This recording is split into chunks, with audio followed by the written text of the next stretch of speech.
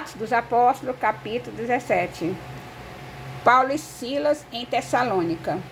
Tendo passado por Antípolis e Apolônia, chegaram a Tessalônica, onde havia uma sinagoga de judeus.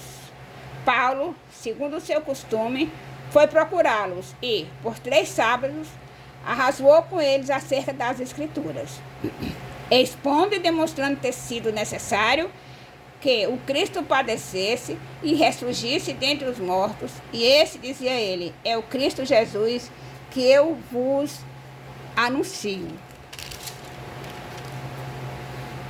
Alguns deles foram persuadidos e unidos a Paulo e Silas, bem como numerosa multidão de gregos piedosos e muitas distintas mulheres.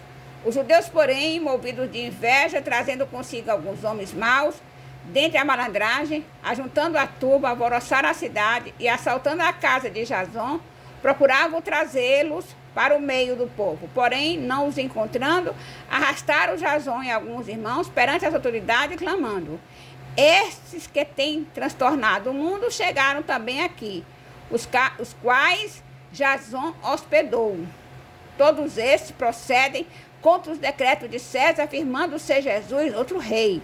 Tanto a multidão como as autoridades ficaram agitadas ao ouvir estas palavras. Contudo, soltaram Jasão e os mais, após ter recebido deles a fiança estipulada.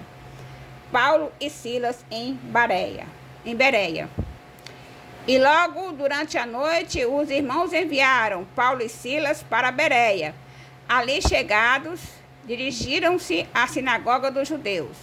Ora, estes de Bereia eram mais nobres que os de Tessalônica, pois receberam a palavra com toda a avidez, examinando as Escrituras todos os dias para ver se as coisas eram de fato assim. Com isso, muitos deles creram, mulheres gregas de alta posição e não pouco homens. Mas logo que os judeus de Tessalônica souberam que a palavra de Deus era anunciada por Paulo também em Bereia, foram lá excitar e perturbar o povo. Então os irmãos promoveram sem detença a partida de Paulo para o lado do mar. Porém, Silas e Timóteo continuaram ali. Os responsáveis por Paulo levaram-no até Atenas e regressaram, trazendo ordem a Silas e Timóteo para que o mais depressa fosse ter com ele. O discurso de Paulo em Atenas. Enquanto Paulo os esperava em Atenas, o seu espírito se revoltava em face da idolatria, dominasse na cidade. Por isso, dissertava na sinagoga entre os judeus e os gentios piedosos, também na praça todos os dias entre os que se encontravam ali. E alguns dos filósofos epicureus e estoicos contendiam com ele, havendo quem perguntasse: que quer dizer esse tagarela? E outros: parece pregador de estranhos deus, pois pregava a Jesus e a ressurreição. Então, tomando-o consigo, o levaram ao Areópago, dizendo: poderemos saber que nova doutrina é essa que ensinas? Posto que nos traz aos ouvidos coisas estranhas, queremos saber o que vem a ser isso. Pois todos os de Atenas e os estrangeiros residentes de outra coisa não cuidavam, senão dizer, ao ouvir as últimas novidades.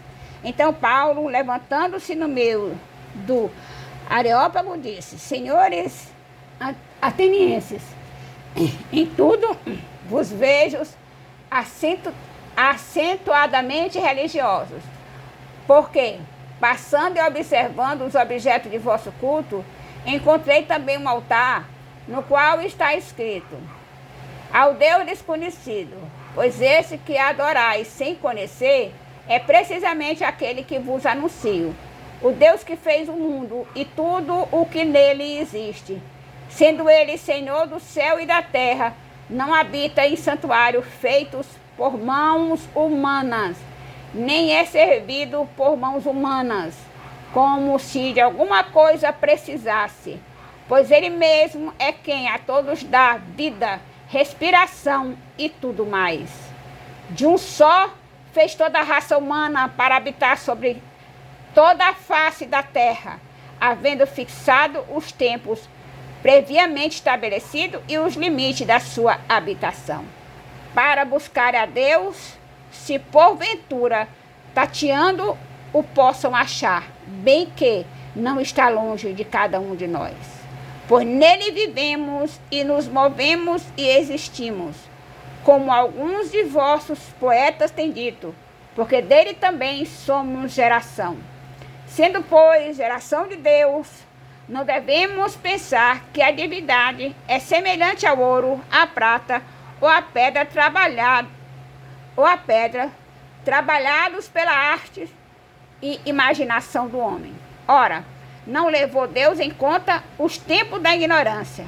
Agora, porém, notifica aos homens que todos em toda parte se arrependam, porquanto estabeleceu um dia em que há de julgar o mundo com justiça, por meio de um varão que destinou e acreditou diante de todos, ressuscitando dentre os mortos. Uns zombam, outros creem. Quando ouviram falar de ressurreição de mortos, uns escarneceram e outros disseram: a respeito disso, te ouviremos noutra ocasião. A essa altura, Paulo os retirou do meio deles. Houve, porém, alguns homens que se agregaram a ele e creram. Entre eles estava Dionísio, o Areopagita, uma mulher chamada Dâmaris, e com eles outros mais. Louvado e exaltado, engrandecido seja o nome do Senhor. Aleluia.